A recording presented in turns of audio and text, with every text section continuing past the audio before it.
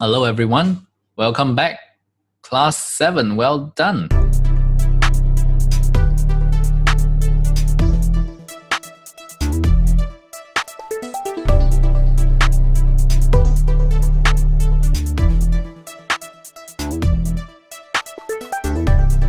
We are almost halfway here in our 15th class basic course to investing in the Asian stock market.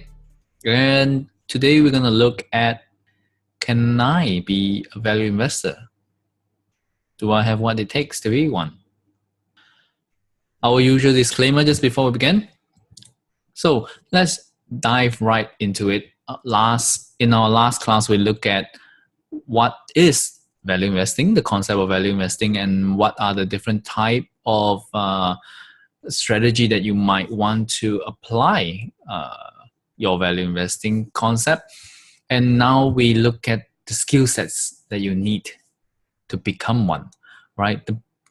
The basic skill set that you will need is quite simple. You will need to know how to add, minus, multiply, and divide.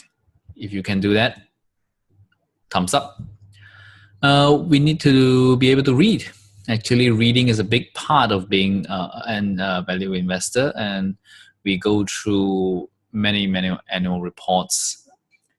And some other skills that you will need, which might be harder to train, is you must have patience. And you must be able to control your emotions, because the market is constantly fluctuating. It's going up and down and up and down and up and down. And it's very important for us to be patient, to be able to give time for our investment to work its way to realization. And we have to control our emotion for the long term. So, how do we get started? I have a different approach on how to get started in investing. I would not recommend you to start looking at companies or start to look at stock forums and discuss about stocks and find the next great company to invest in. But rather, I preferred to learn about value investing from the fundamental levels, to learn what is a business. Is great if you are an entrepreneur or you have experienced the business world and you know roughly what the business is in. But if you're not, it's not a handicap. We can learn all these things now with the help of the internet. Some good place to get started for me that I tend to read are just some of the good business magazines out there, like Forbes, Business Week, Wire, Fortune, and things like that. I like to read all this to gain more perspective of what a business is, what are the things that business leaders are thinking about, how do they see the business, how do they navigate challenges. In a way, it gives me a good sense of spotting good leaders, which is very important when we are spotting our companies, and also understand different industry and what are the risks and opportunity within the industry, or what are the companies that are leading charge in their respective industry. If you are not a big reader, don't worry. You can listen to podcasts. Some of the good podcasts that I tend to subscribe to is over here. Another important aspect is what not to do first.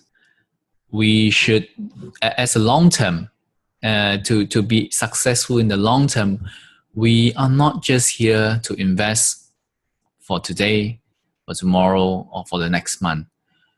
For even if you are at the age of 60 or 70, you can still invest for the next 20 years. And that's how we should look at this. So there's no reason for us to rush into buying stocks. And definitely on the company that you have found. Don't rush to check the stock prices. Don't be too eager to follow stock market news here and there. I personally do not watch CNBC or Bloomberg when I have to. I get my business news from, maybe I'll take one day in a week to just read through some of the big news happening in the stock market. But I do not follow day by day, minute by minute, what's happening in the stock market. Many times, if you ask me what's the price of my investment, I have no idea. And that's because we have to know that we are investing for the next 10, 20 years. And it doesn't matter what my stock price is trading tomorrow or in five days time. It's not important. And so we have to keep that in check. Don't rush your first purchase. Definitely don't just buy a stock simply because you got a tip from a friend.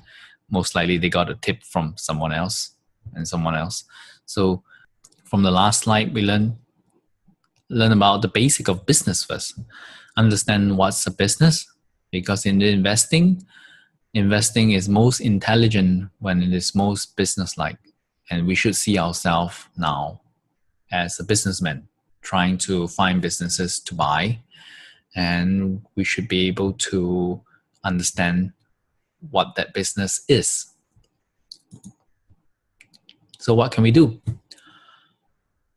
I think we can simply just start by opening our eyes surrounding us. Just look around, be more observant when we are on our day-to-day.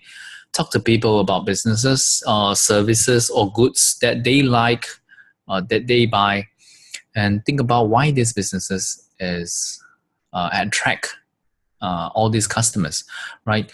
For example, company like Apple, they have diehard fans who live by their products, and these are the companies that you should look at. Why are they so successful? I'll just give you an example, the story of my day, and just from 1 days of observing, you'll realize that how many companies that you can actually come across. So every day I'll wake up, I'll check my phone. My phone is a Samsung phone, so there you go, Samsung. And I'll have maybe cereal. I'll drink my milk. My milk are mostly farmhouse milk, which is distributed by F&N. I'll have the cereal, maybe it's by the company called Colex. My kids love to drink the drink Milo, which is a drink by Nestle, right? I have to have my coffee every day. Sometimes I drink Old Town White Coffee. That's another listed company. Then to go to work, I might drive my car, which is a Nissan, or I might take the train, the MRT, or the bus. On the journey, I will check my phone with apps such as my Facebook, my Gmail, my LinkedIn. Then during the afternoon, I might just buy a cup of coffee from Starbucks, right? And if you work in a central district, the very building that you are staying in, it might be owned by a real estate investment trust, right? And all these things from my basic day-to-day, how many companies have we come across?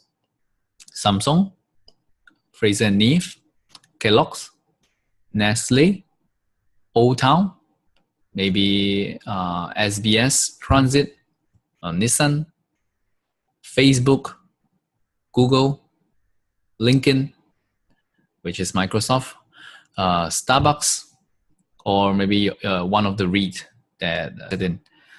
So just from opening your eyes, we have come across 12 companies in our life, our day-to-day life, that we interact with 12 listed companies, just from this simple example.